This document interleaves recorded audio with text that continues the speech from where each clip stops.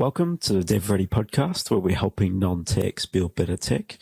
Today we're joined by Ann Pocock. She is the founder of Kinetic Effect, focusing on marketing strategy as well as consulting and leadership coaching.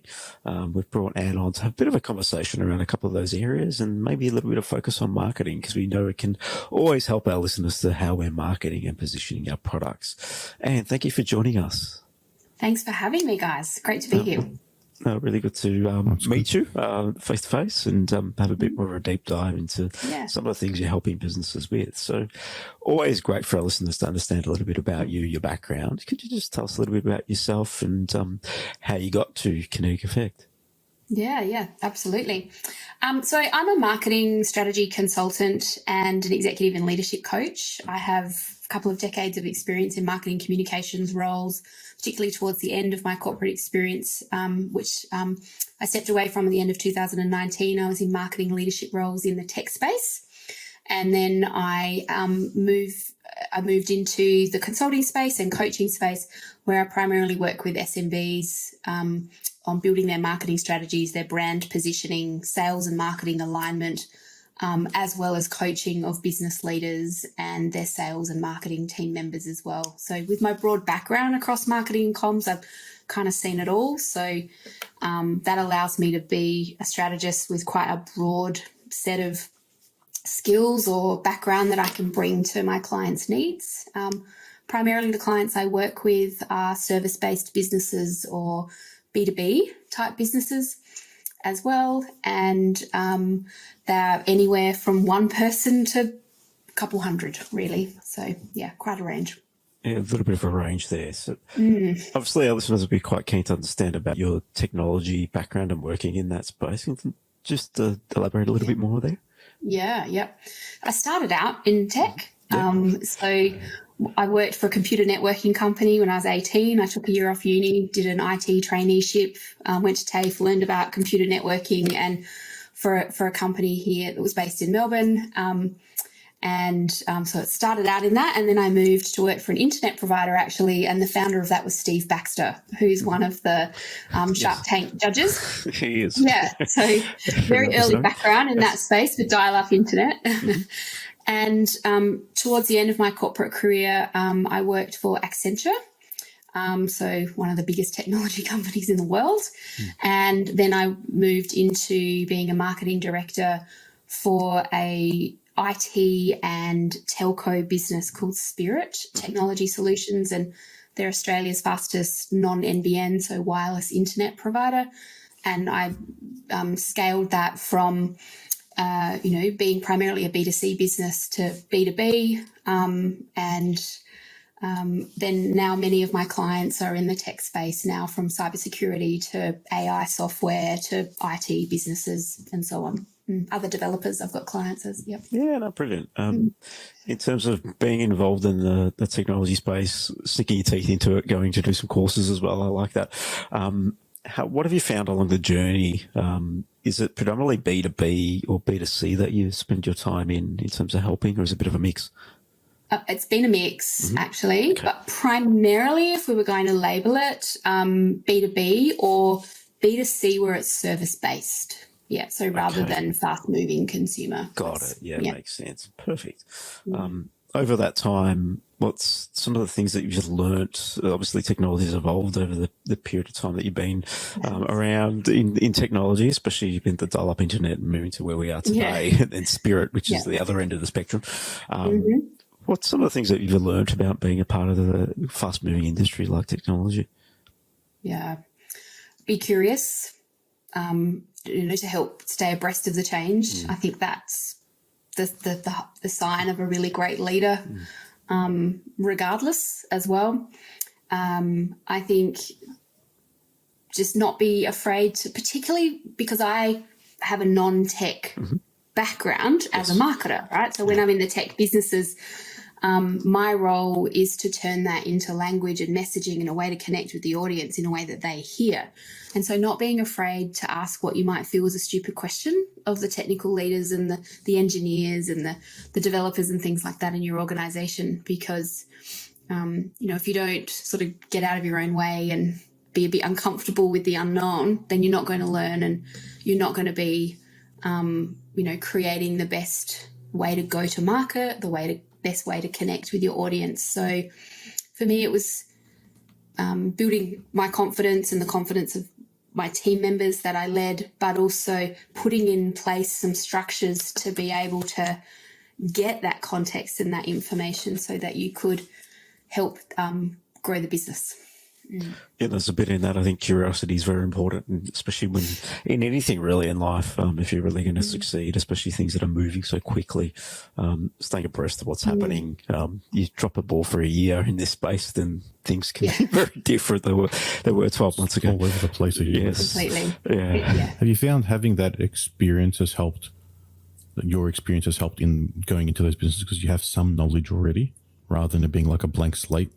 Completely. Absolutely. So I've marketed a lot of different technology solutions now, from, blockchain to AI to robotics, to wireless internet. So I've gotten pretty comfortable with trying to learn the subject matter as well as I can.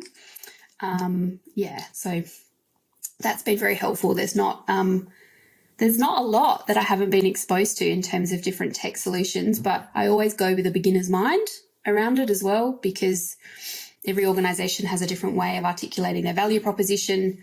The tech is moving at a fast pace, so what I might have learned and marketed, a few years ago has absolutely changed and evolved now. So each client has a different way of articulating their products or their services, benefits and features. Mm-hmm. Yeah, makes a lot of sense how it all is moving. In terms of marketing for technology products, you mentioned a little bit about understanding the tech leads and getting your head around that and basically understand the product to simplify the message. How do you encourage people to start with simplifying message? Because all too often within a technology product business, things can get very technology focused and also go over the top of the customer's understanding or even head. How do you encourage people to simplify that message just to really bang home what the key problems that you're solving with the product are? I'm a really big collaborator.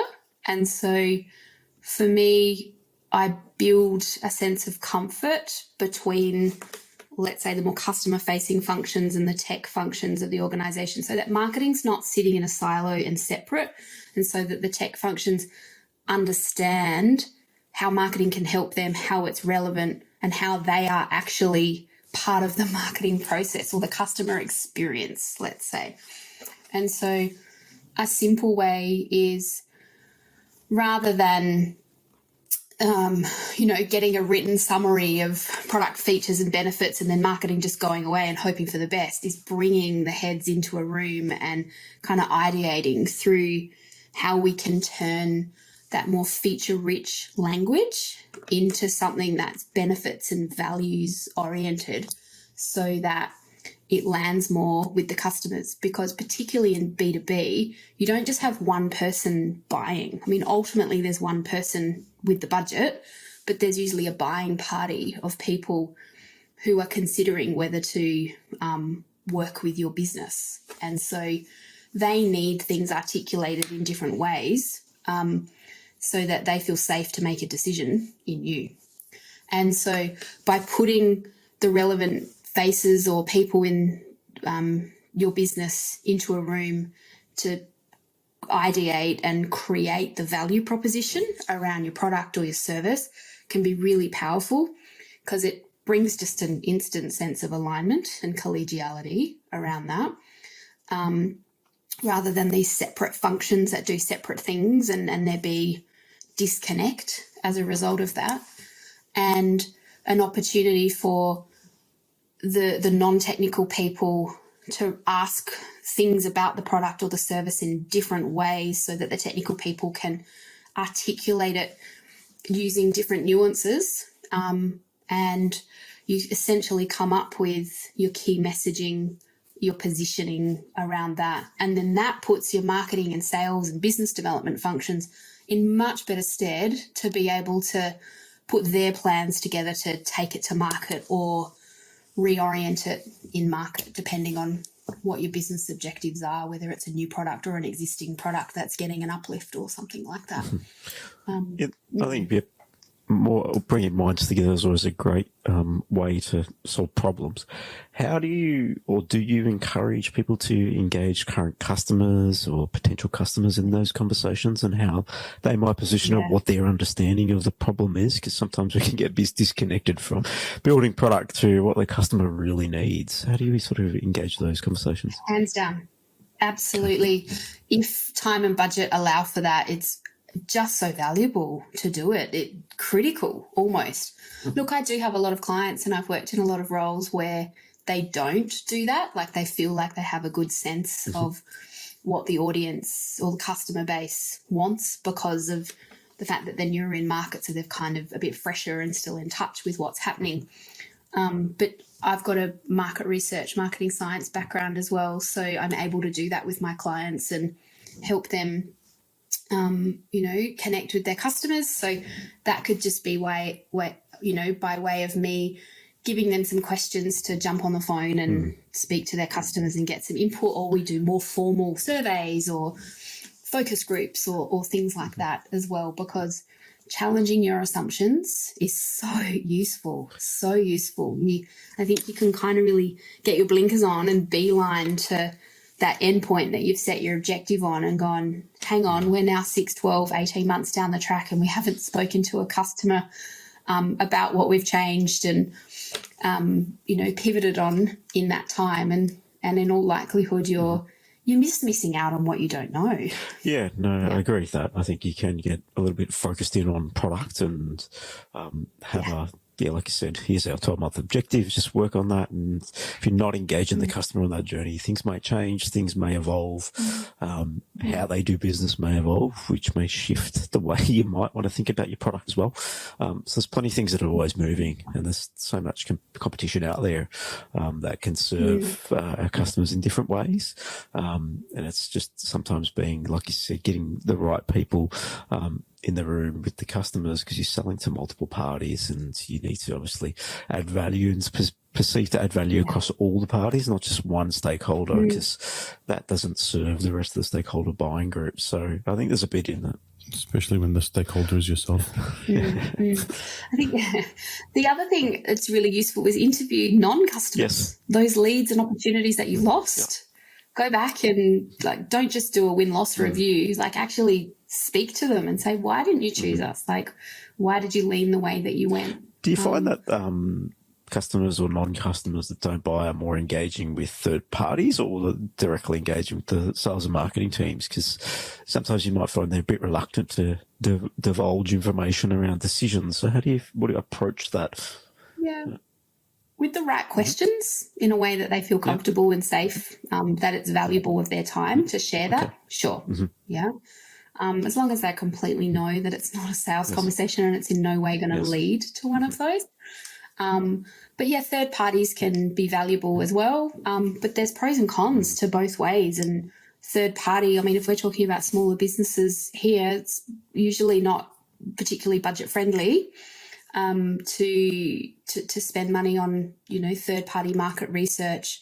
Definitely valuable if you can. But again, a third party calling can have its own issues, an unfamiliar mobile number, speaking to someone that doesn't have the context. So that third party is limited to the questions that they can answer and ask, and bounce from. So the conversation gets a bit stifled. Yeah, it's just like a direct question answer type thing. They have a very fixed script. They've got their blinkers on. Bit machine gun questions in that way. Yeah, understood. No, that makes sense. So just painting a picture, I'm a tech business building a product in the middle of picking up my first few customers. Probably haven't really thought about marketing too much, but know that there's some value and benefits in a product. What are some things I could be thinking about today that will enable me to really obviously push the direction of the product in the right direction for my customers, but also start to engage a bigger network of customers as well? Yeah, great question. Yeah.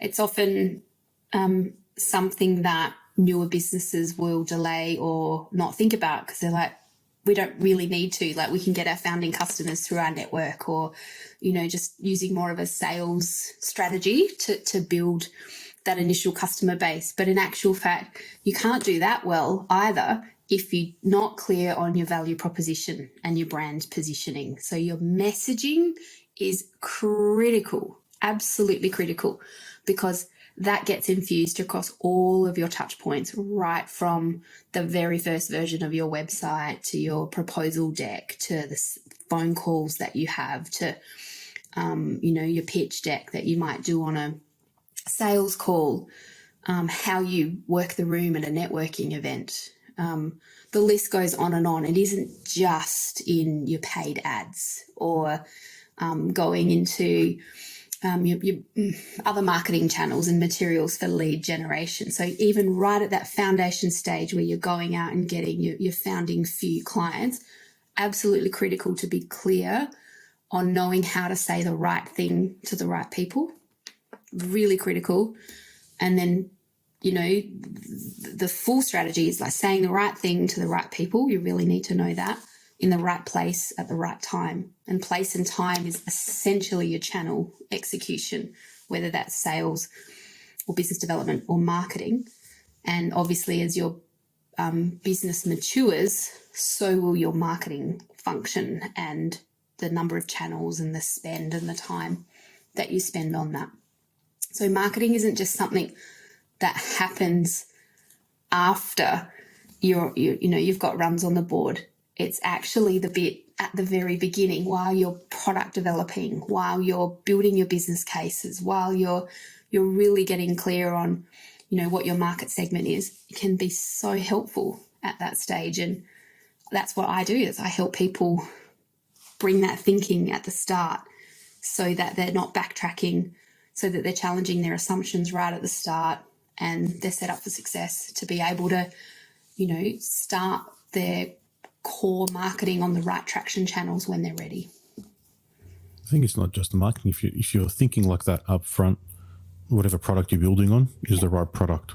Yeah, completely. So it's not just, the messaging is right. It's going to save you time and effort and headaches along the track. You don't have to rebuild everything 6, 12, 18 months later because you made an assumption and you only queried yourself because you're building in secrecy. Yeah, exactly right. Yep, you've nailed it. It's why it's so valuable in doing it. And yet a lot of people think of marketing as being an afterthought because it's traditionally seen as something more tangible, you know, like a paid ad or a LinkedIn ad or a billboard or something that you can see. But it's the stuff, the intangible that you can't see, that's going to help you with your product development stage. And it's why I believe it's really critical for a marketing type lens to be infused at that stage. There's a bit to think about there. I think that most people may not go about it that way. I do agree. I think people look at it from a perspective of product focused, maybe pick a brand name or a business name, and that's their whole, how they package it up. And from there, how they position it can come a little bit later. And I think, that's sort of generally would start as, all right, we've got a problem, we see an opportunity, and then here's some features and functions that may add value, especially when you're thinking from a technical side. And then beyond that, okay, here, hand it over to marketing, and now let's market this thing, which may be too late in some instances, to what you're saying there. How would you encourage people to start thinking about engaging with, especially if they're not marketing from a background? They may be a domain expert, and there's some of the people we might work with which have a concept which will help their market. They understand it. They've worked in it for a long time. They get it. And that's a really big value add when it comes from a marketing frame, I would imagine. But still, coming from that perspective, they still go straight into product most of the time and look at, all right, how do we build the product to get the outcome? How would you encourage them to actually start thinking from marketing first, brand first, how they position it? Yeah. Obviously, it's a lot easier if I get on a call with them and I can educate them with what's relevant to their current circumstance. But I do that through my content. So being a coach, but also I have a background in teaching marketing as well, and also helping, technical people understand the role that marketing, sales, communications can play to support their role and their goals and agenda.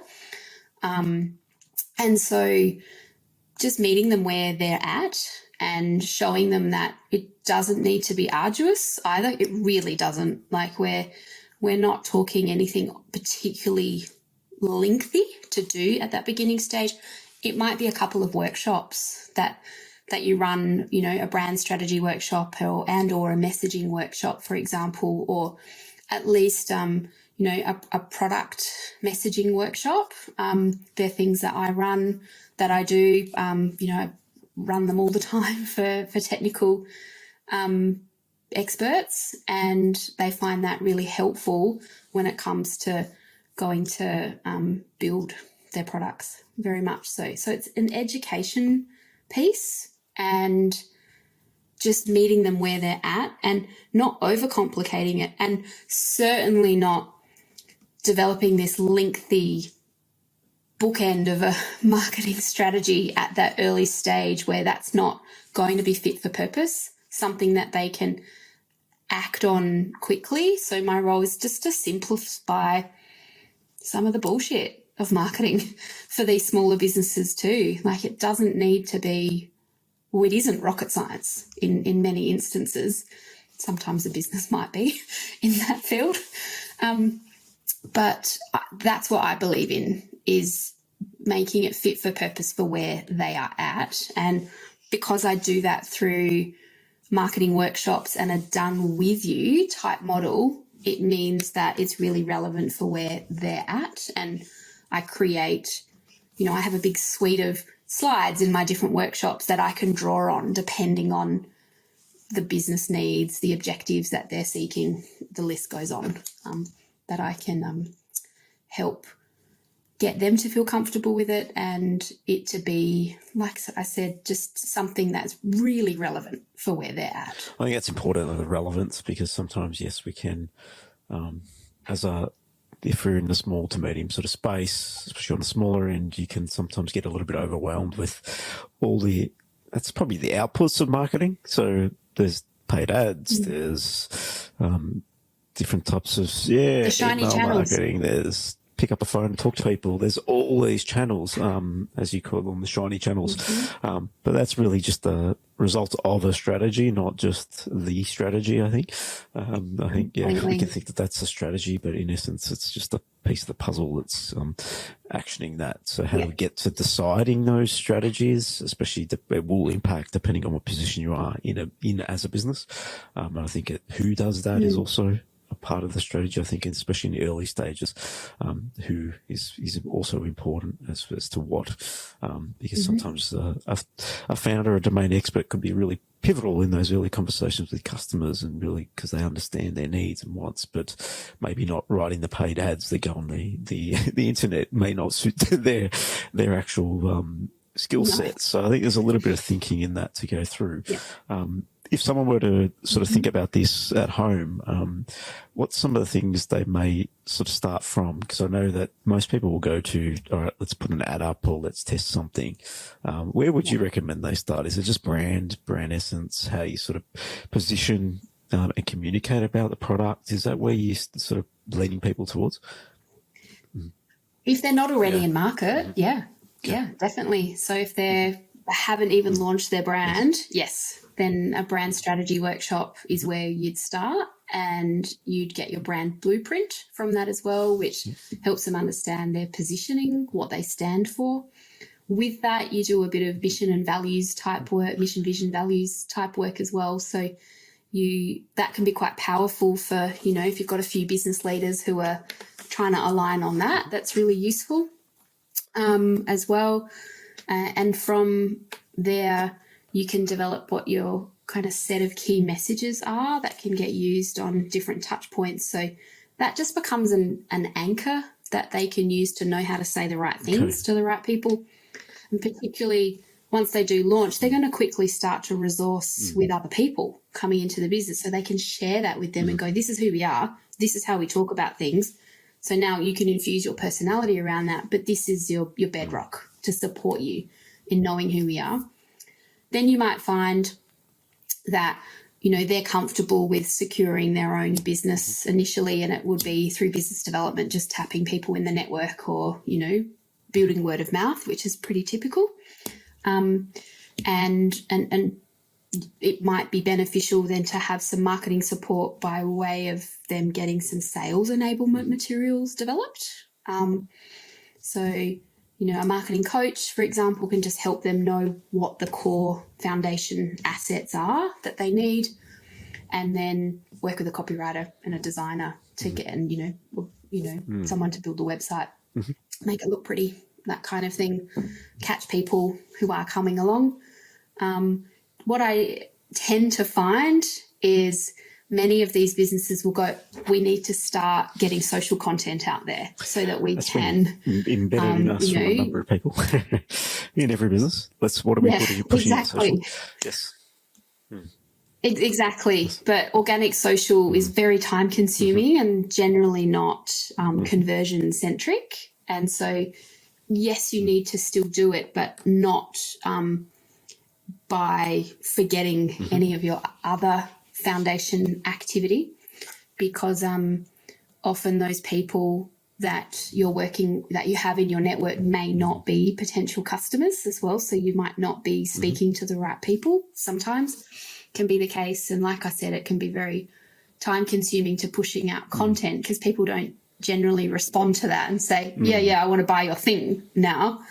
It's more they're like, oh, yeah, I've seen your posts. So it's really a trust builder, a reputation builder. So, we started the podcast not even from a marketing thing. It was just all about how do we give some value back, because we had in 2019, I clearly remember this, it was supposed a couple of weeks, we had it was about 5 founders come to us, and they all had blown a significant amount of money on product. And I asked the question to Anthony, how do we share some stories? And one of those ladies, Judy Salmons, was episode number 1. And we just thought we'd give it a go. And it made a lot of sense. And it started just to share the learnings. And I feel like, yes, that can be valuable content, but that's not for sales channel. It's just about how do we add value to people that are interested in the area, and maybe can actually, if you can help one person by listening to a podcast like this, I think that's a big value add considering the amount of money that does get spent in this space. Yeah, so that's how it sort of came about for us. But then it becomes, how do you continue with it? And it becomes an engine in itself. You need a team to deliver the podcast, to edit it. So there's a bit behind it. So, so if you're not consistent with it, there's no point starting. We're close to 100 episodes in now, which is exciting. But it's just a number, really. It's just, I think, what I get from this is a conversation with some really like-minded people and just testing your thinking, and it's a learning experience. That's the selfishness of me. I get to learn and evolve, but also, can we add some value to some other people? Exactly. So it's something that's educational, informative, and value add. And I think if you go into certain areas with lenses on that it's sales, then it's you need to understand what your channel you're working in and the content you're producing, what the outcome will be. And for us, the surprising thing's been sort of building good network and meeting some really high caliber people, and then also the ability for people to see good content and then help them on their journey as well. So I think it's a win-win. Yeah, we never positioned it as a sales tool. We were trying to follow the thought leadership marketing approach, just put out content and so people can remember us. And that's where all right, we've got to do a podcast. And then that was the inflection point to say, all right, this is what the podcast will be on, because we spent 8 months talking about we've got to do a podcast and didn't know what to base it on. Like, no one wants to hear me talking about code. I mean, that's just the wrong people. There's no point talking to developers about us writing code. That's not even a thought leadership to them anyway. They're peers. That's not who we want to be seen by. Yeah, you found your angle. It's great. Marketing's a bit of fun too, how you position yourself, but no one knows what's right either. So it's all about a bit of testing, engaging, and seeing what the market actually perceives as well.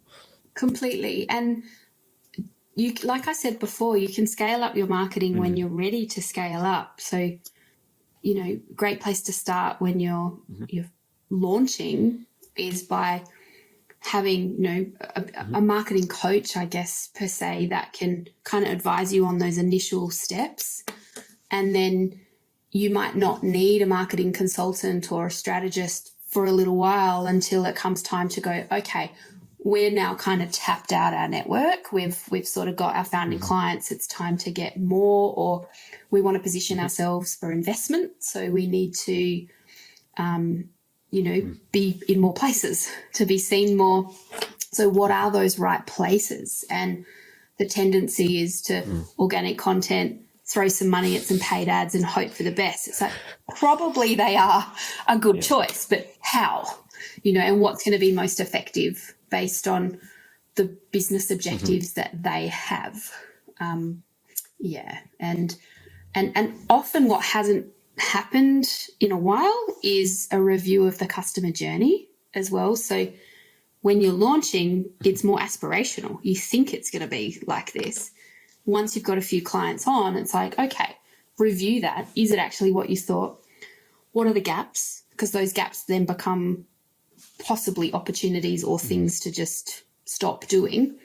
And then they very clearly shows you where you need to go to market often. And the type of touch point or the type of connection you need to have at each milestone on a customer journey. So that can be a really great way to determine, okay, we've matured a bit. Okay, it's time for us to grow our sales and marketing, product marketing type function.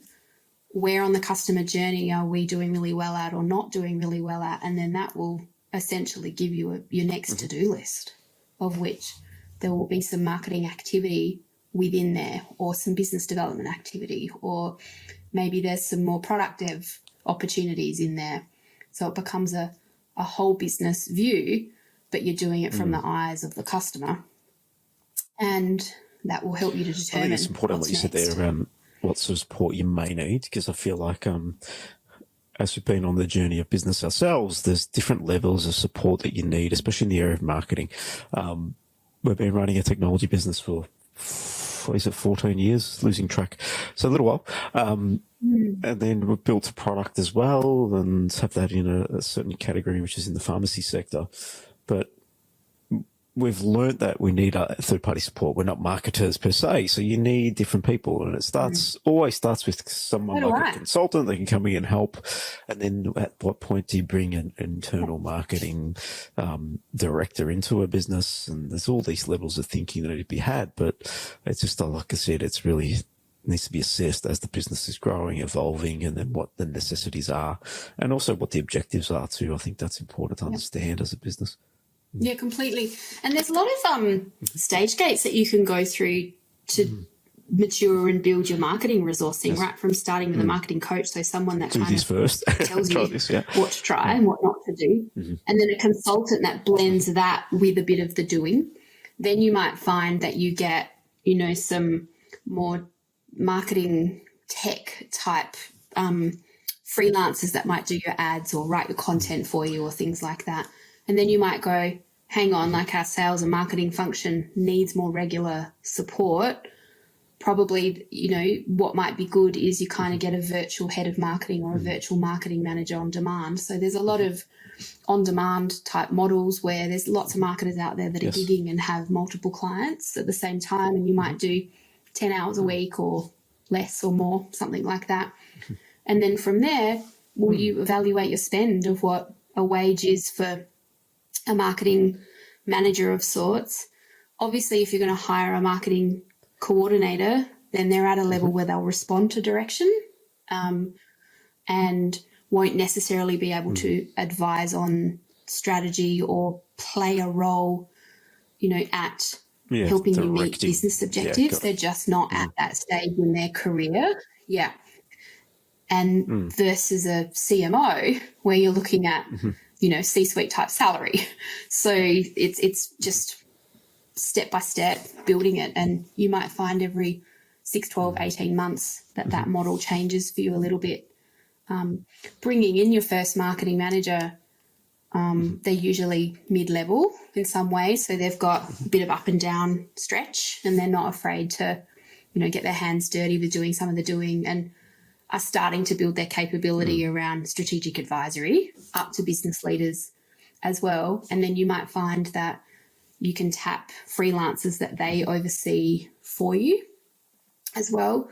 But remember, they're a solo marketer. So there's, and it's, you don't find unicorns. It's like you don't find a farmer that can grow legumes and citrus at the same time. It's the same with marketers. There's things that they can and can't do.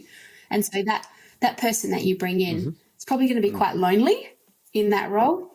And so it's building some support around them so that they can be as helpful and as informative for you as a business leader. I think there's quite a bit of as well. thinking for people to, things that people can to consider after this conversation in terms of how you might sort of position, because there's not only one way to do one thing. In the end, you've got an outcome, you've got a current position of business, and then how you might assess that and what your next steps are. So there's plenty to learn from our perspective as well.